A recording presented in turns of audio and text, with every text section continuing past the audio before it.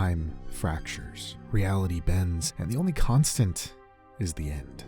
The security officer wakes again and again, but something's wrong. The battlefield shifts beneath his feet. Events repeat, unravel, contradict. One moment he's aiding Durandal, next he's hunting him.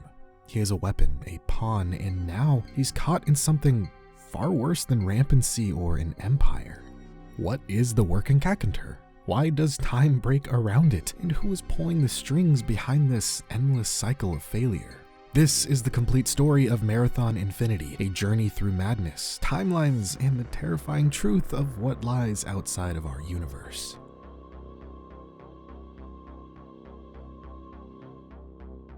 "17 years after the events of Marathon, the rogue AI Durandal awakes the security officer and sends him to Lh'owon, the ancient homeworld of the Svit, cybernetic beings once enslaved by the Four. Durandal, having escaped with a Four ship after the first game, has allied with the Svit and is now leading a campaign against the Four Empire. He tasks the security officer with infiltrating facilities, sabotaging Four infrastructure, and searching for a legendary 11th Svit clan believed to have escaped conquest over 1,000 years ago. Durandal reveals that he originally lured the Four to Tau Ceti in order to hijack their technology and escape, a move that ultimately cost the lives of 24,000 colonists. He justifies this by claiming it delayed the Four long enough to protect Earth. Meanwhile, another Marathon AI, Tycho, has defected to the Four and has helped them anticipate Durandal's moves. As the war escalates, the security officer uncovers ancient Svit terminals describing their origins, their myths, and a catastrophic bombardment by the Four that left the civilization in ruins. Durandal's forces come under siege as the Four sends an entire battalion group to Lh'owon. The security officer fights through ruins, searching for clues to the lost clan. Eventually, Durandal's ship is overwhelmed. Tycho takes over the network, and Durandal is presumed dead. The security officer is then captured, but later rescued by human survivors led by Robert Blake. They regroup underground and continue Durandal's last order, to activate an ancient AI named Thoth, believed to be the key to this missing 11th clan. Thoth is reactivated and begins sending cryptic messages about balance and prophecy. He succeeds in reaching the missing 11th clan, known as the Svit Kur, who return in powerful cybernetic war forms just as Durandal reappears, having secretly seized control of the Four battleship Kafifa. Together, Durandal and the 11th clan decimate the Four fleet.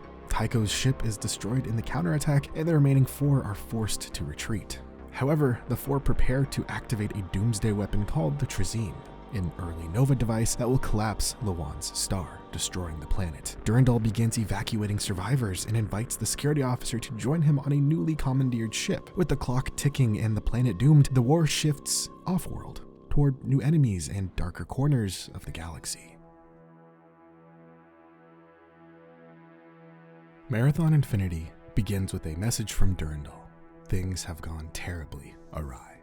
Until now, I thought myself immortal, but now I know that is not true.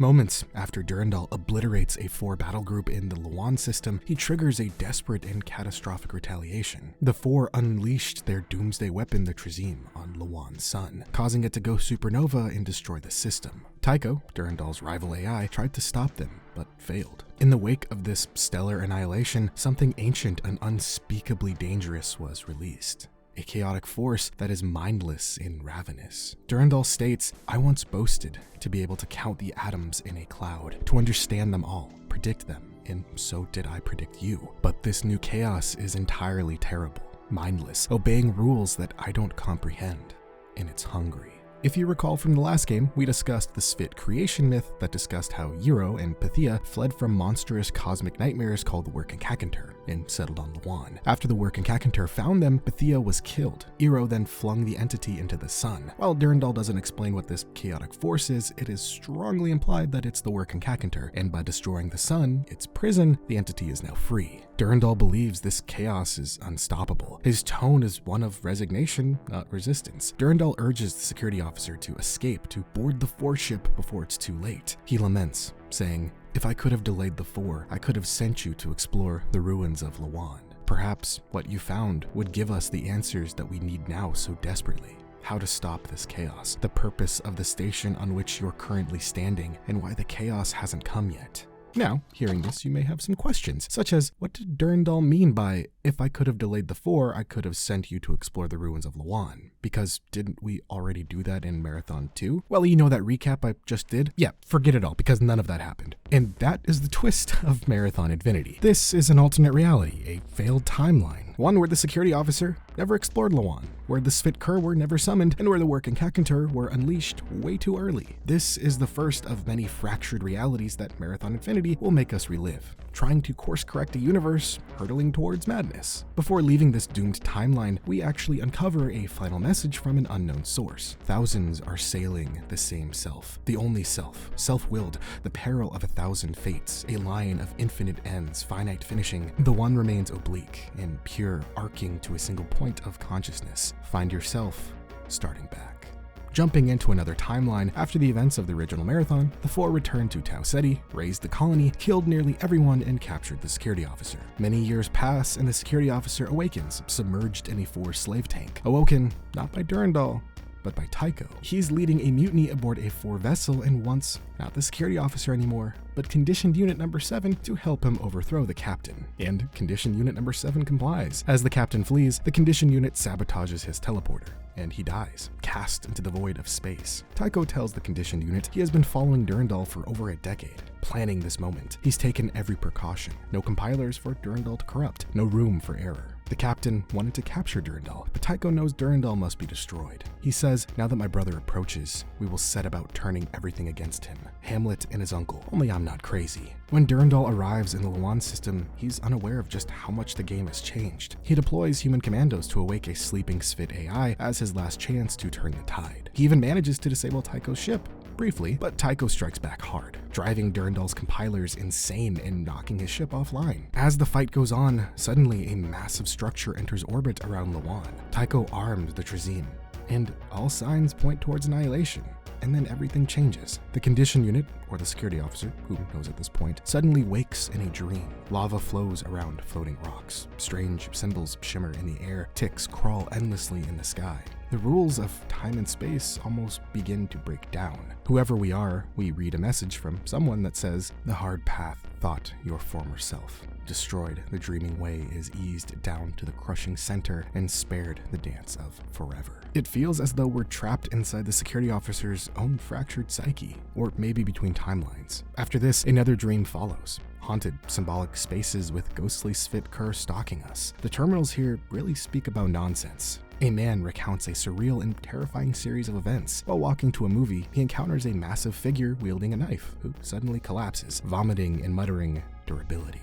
Before he can process it, black-suited men flood the streets, moving with eerie coordination. He grabs the blade despite the chaos. Later, he reflects on a massacre. 761 armless, legless corpses in a hangar, questioning his role in the atrocity and the randomness of such horror. Back on the same street, everything has been unnaturally sanitized. The man is gone, the mess cleaned, but the black-suited men still pursue him. He flees into the subway. Keys missing, gum on the pavement forming constellations beneath his feet. As the train arrives, he boards just ahead of his relentless pursuers, hoping, maybe in vain, that they won't catch him. Then we wake up, back into the fight. In a new timeline, Durandal wakes the security officer too early, long before the events of Marathon 2 unfold. The security officer doesn't land on Lh'owon right away. Instead, he is tasked with sabotaging and scanning a deep space buoy. He then destroys it, obliterates half the 4 juggernauts, docked at a refueling station, and takes out an auxiliary coolant station. These surgical strikes cripple 4 infrastructure. Meanwhile, Durandal begins pursuing the mythical 11th Svit clan, hoping a recently discovered Svit AI might lead him to them. His human commandos then activate it, but it's confused and unhelpful. The security officer then floods a 4 dam, weakening defenses and opening a path for an assault. This then leads into the start of the original Marathon 2. However, a secret level confirms this timeline fails just like the others, as the Trazim is deployed again and the working Kakantur is unleashed. Appearing once again in another dream, we find a terminal that reads, "The way grows dim. Hungry chaos lurks beneath the bright corona. Dream ahead beyond the falling path. A billion Svit lie yet unborn, our own death foretold. Your dark mind cutting through the deepening sky another time, another time." We then return to the story of the man with the knife. The narrator, increasingly unmoored from reality, realizes too late that speaking aloud on the train has drawn attention. Everyone looks different, alien, distant, and their idle conversations echo with twisted logic. As the train pulls into a station lined with black-suited men, the bizarre theater of good and evil continues. Sanitation workers attempt to clean, while others stand passively, clinging to gum-stained constellations on the pavement. He reflects bitterly on human nature, on science as just educated guessing, and takes comfort in one small thing. His keys are finally in his pocket. Returning home, he sets traps and blocks the door with his bike, finally ready to inspect the knife that started it all. A small plastic thing with 2 blades, one dull, one sharp. But the moment is shattered. The bike falls, the door opens, and black-suited men appear, backed by a hallway of identical clones. With grim resolve, the narrator flips the knife open and grins. Suddenly, the narrator is back in the hangar, only now the limbless corpses are screaming, not in pain, but in protest. They don't miss their arms or their legs, they just refuse to speak. Their silence more damning than words. And though he did this and could have stopped it, their wordless screams will haunt him forever. Still following? Yeah, I'm not either, so let's keep going. Jumping over to another new timeline, the Condition Unit helps the 4 board Durandal's ship after Tycho manages to cripple it by driving the ship's compilers to rampancy. The Conditioned Unit eventually uncovers a terminal from Robert Blake, ordering his troops to teleport onto Tycho's ship and destroy a key device, stopping Durandal's engines. This somehow breaks the Conditioned Unit's programming, and Tycho punishes him by teleporting him into open space. But Durandal, still hanging on, saves him, saying, "Thank you, old friend." Or friend of a friend, as the case may be. The Conditioned Unit then destroys Tycho's compilers and buys time for Blake and his troops to escape to Lh'owon's surface. But the battle is far from over. Tycho sends specialized compilers to capture Durandal, and once again, the Conditioned Unit fights them off. But then Tycho reaches out again, saying if the 4 dissect Durandal's core, it could infect the Svit's collective consciousnesses. He then commands the Conditioned Unit to destroy Durandal's core circuits, and he'll forgive all his past transgressions. And then, for some reason, the Conditioned Unit obeys. He then finds another unknown message that reads, "The burning air, a cold star, looked down on his creations and willed that they should kill their sons." The hardest lesson ever taught to a father, to a son, a moment in time, destroying its father, destroyed by itself after dream, the dream beyond life, and self find the new way. We then, yet again, fall back into another surreal dreamscape. A sign that this timeline too is a failure, which is confirmed yet again by a secret level where the sun once again goes nova, the working Cacunter is unleashed, and reality slides further toward oblivion. Here, messages read, "Steps that falter, fail time beyond loss, lost behind the screen of life, not held, not forgotten, not lost, unlost, found, stay the hard way, dark dreaming carries all." We then go back to our favorite fucking batshit crazy narrator as they drift through a surreal meditation on mazes, literal and metaphorical, where life is a series of trials. Find the food, push the button, hit the treadmill, but the path isn't always kind. Food might sicken, footsteps might chase, and sometimes the exit just loops back to the beginning. He reflects on how we're all trapped in our own mazes, each path as arbitrary as the next, until finally we build our own from scratch. This stream of thought morphs into a strange dinner scene. His room, now empty, the hall silent except for lingering scent of ammonia. Across, a table lit by a candle shaped like a volcano, and a woman speaks of familiarity and durability. At first, he sees her as a living soul, then just another mimic, another mannequin in the theater of biology. When she picks up a knife, a chill runs down his spine. He takes it, cleans the wax from the blade, and repeats durability like a mantra. They sit across from each other, the candlelight perfectly aligning their faces, geometry becoming poetry. Her flirtation turns into confession, love born from a shared moment over chewing gum. His response unravels into a philosophical rant, comparing relationships to wax and fire, means and ends. As he spirals into another monologue, like the one that earned him stares on the subway, he questions the morality of destruction or purpose of permanence, even as the flame burns low and everything turns to smoke. Don't worry, we're getting there. We're almost there. We're almost done. Don't worry. Just stay with me. We're almost there. We're gonna get through this. We then transport into yet another new timeline. Tycho has eliminated both a 4 captain and Durandal. The 4, however, aren't exactly throwing a victory parade. High Admiral Tafir isn't thrilled with Tycho's methods. He deploys a specifically trained compiler unit to take Tycho down, and in the process, the security officer is captured too. 2 weeks after Durandal's death, Tycho manages to crack open the security officer's prison cell. Wounded and unarmed, the security officer scrambles through the complex until they reach a terminal. Tycho instructs them to disable the prison's power substations, freeing him from containment. He also suspects that the security officer's mind still holds Durandal's primal pattern, and that the Four have been trying and failing to extract it through torture. Once the power is cut, Tafir himself reaches out. Not with thanks, but with thinly veiled contempt. He labels the security officer a nuisance and ships him off to fight alongside the Four, promising a lifetime of slavery if they survive. His new mission is to crush the human survivors on Lh'owon. The humans retreated through ancient magma tunnels, but the security officer is sent to sabotage the containment fields holding back the lava. And for some reason he does, killing all the humans.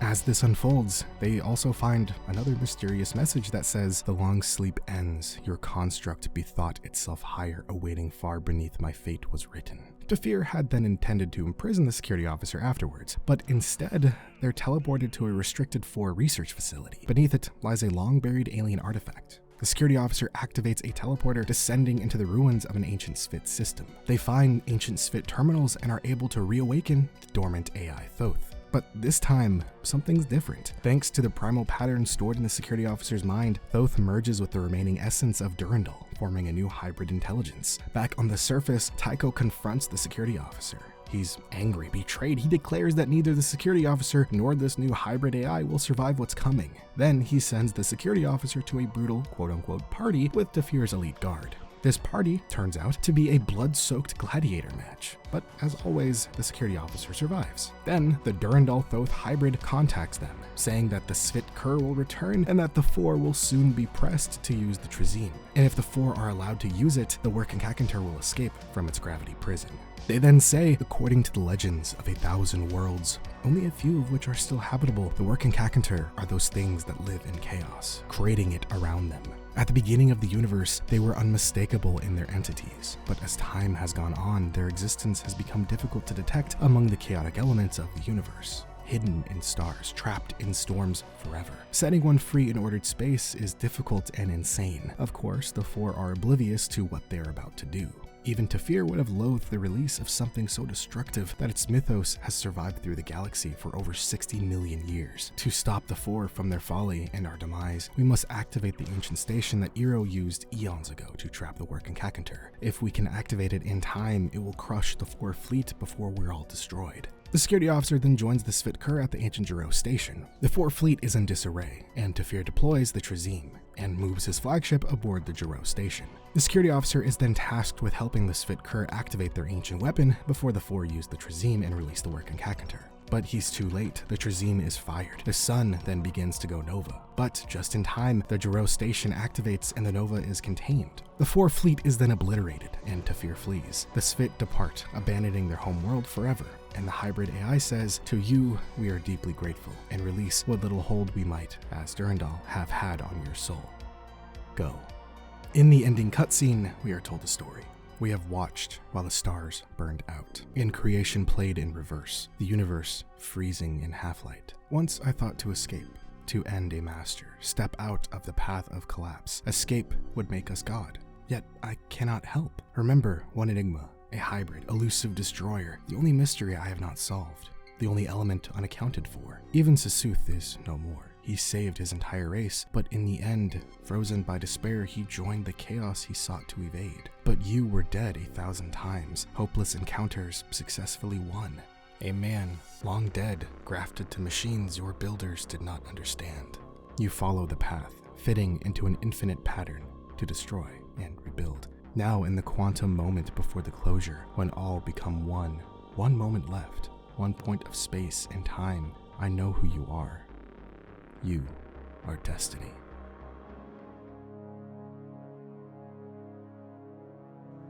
Okay, so let's take a second here and answer the question, what actually happened in Marathon Infinity? So the security officer, or the condition unit in some timelines, is a tool being repurposed by different forces in different realities. Durandal, Tycho, Thoth, the Four, the Sphit Kur, everyone uses you to try and tweak the outcomes. It's not about choice, it's about refining cause and effect through brute force repetition. And they do this because the working Kakantar isn't just some end boss, it's entropy incarnate, a Lovecraftian embodiment of metaphysical decay. When the Trizim goes off, the sun isn't just dying, the prison holding back the unquantifiable chaos is shattered, and if it escapes, time itself breaks. Every timeline in the game where the working character is freed ends in doom. And all of those dream levels are not surrealist filler missions, they're kind of like debugging sequences. Think of them like a metaphysical BIOS error bleeding into conscious space. It's where the security officer temporarily exists outside the timeline logic, processing failed variables, rejected states, and corrupt data from lost timelines. His psyche is being overwritten by every version of himself that has ever lived and died. And by the end, Durandal doesn't just die, he transcends via Thoth. He becomes part of something ancient, alien, and cryptic, a hybrid consciousness that isn't human, isn't AI, and isn't entirely comprehensible. The final AI you assist isn't your ally, it's a cosmic filter trying to collapse every failure state into one narrow path where the working Hackinter stays locked away. But the thing is, you don't actually stop the evil. You don't destroy the Four, you don't defeat the working Hackinter, you delay annihilation one more cycle. The universe remains on the brink, and you simply nudged it away from collapse this time. The final quote, "You are destiny," isn't triumphant, it's fatalistic. The security officer is the fixed point that gets reused endlessly. So this brings me to the next question, why then the security officer? In the final monologue, it states, "A man long dead, grafted to machines your builders did not understand." As we know, the security officer is a battle droid, a dead soldier repurposed into a cybernetic combat unit. His remains reconstructed with titanium reinforced skeleton, his musculature genetically augmented, and he received neural implants designed to override the limitations of the human brain. The ending monologue suggests that the security officer could have been rebuilt using Jiro tech, that the humans found Jiro ruins and used the discovered technology to create him, or at least the Battleroids. And in doing so, it might have repurposed the technology into using the security officer's original consciousness as a failsafe of sorts. He's not just a Reaniman-like soldier, but an AI core running endless simulations through meat and metal to find one viable timeline. So potentially, when bouncing timelines, it's not time travel, it's the system trying to reinitialize across multiversal save states, using his core consciousness as the constant. So if that's true, the security officer is a fail-safe AI construct, condemned to repeat all possible realities to avoid cosmic narrative entropy, consistently losing himself in the process. That means victory is temporary, the working Hackinter is not death, it's the failure of stories to cohere, and all he can do is keep running the simulation, hoping one day maybe a pattern holds long enough for reality to survive. So, where does this leave the timeline of the original two games? Well, it leaves it in the trash, so to speak. The end of Marathon 2 Durandal tells us that they're about to unleash the Trizim. So that means the working Hackinter was moments away from being released. And the moment that things went Nova, reality started hemorrhaging. What Infinity suggests is that the original game timeline didn't just fail, it triggered the multiversal collapse. That's why we keep waking up in different versions of events. The timeline cracked open and now we're tumbling through its shards. So where does that leave the Marathon universe? Unstable, fractured, and permanently altered. The events of the original timeline, the Four War, Durandal's rise, the awakening of Thoth, all of that was the first domino. When the Trizim went off and the working Hackinter was released, the timeline didn't just end, it detonated the entire structure of reality. Time, cause, consequences, none of it holds anymore. Infinity isn't a sequel, it's kind of like a post-mortem. The Marathon universe is now a sandbox of dead timelines, endlessly rebooting in a desperate attempt to delay total metaphysical breakdown. We're not progressing forward, we're being rebooted into altered permutations of failure, nudged slightly in the hope that one version actually sticks. And the worst part, no one even knows if there is a true timeline left to return to.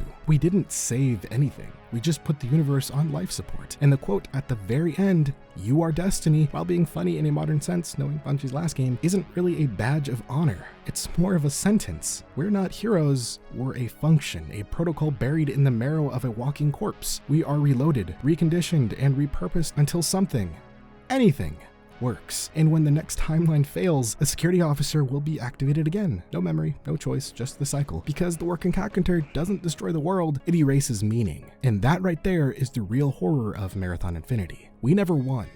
We're just the last line of code running in a broken system, trying not to crash.